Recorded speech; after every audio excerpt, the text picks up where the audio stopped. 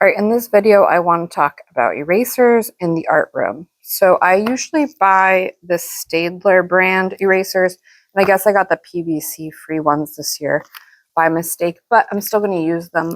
These are just really, what I noticed is like easier to peel.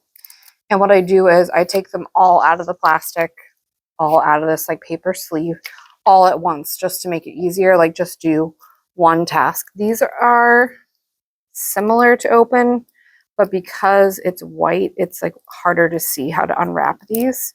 You could even have your older kids do this for you. Like I teach elementary, pre-K to grade 5, but if you you could have your oldest kids do it, and if they did it for you, they'd have a little bit more buy-in because they know what goes into the process, and then they'd be more likely to take care of it. Then we're going to cut the eraser.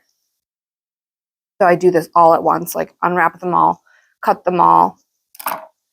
And these PVC free ones are not as easy to rip, so you do have to cut all the way through. The one that was in the blue wrapper, they are easy to rip. So I did notice a difference. And then once I have them all cut in half, I write art on them, or you could have your oldest students do this for you for that responsibility and buy-in and helping to take care of the art room. And then I put them to the side to dry, otherwise it gets on the table. These are the ones from last year. All right. They're in pretty decent shape. My students are really good about it.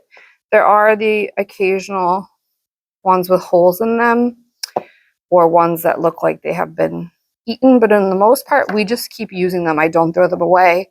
We just use them until they are unable to be held or they're not useful anymore. We just keep using them. And it's all about like teaching them to respect the materials. So I've even taken like a really gross one and like drawn a sad face on it and then kind of personified the object to just talk about like how to, take care of the materials, and is this how we want them to look? Do we want to use it anymore, or would we prefer it to look like this? And as the school year goes on, the art wears off, so you could have some kids who finish early rewrite it for you. I don't really have a problem with them going missing either, but I just put art on them anyway. And they also make these now in the color black. I think those would be even better because then they can't draw on them and get a reaction on the surface of the material with a pencil or a Sharpie. And I think that would make it less satisfying for those kids that do want to draw on your materials if they are black. So I think if I were to do this again, I would buy the black ones next year instead. And usually I buy this one. So we're going to try these this year.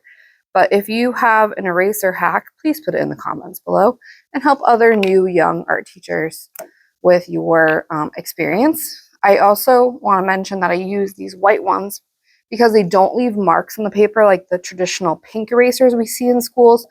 I find that they make the paper pink and they rip.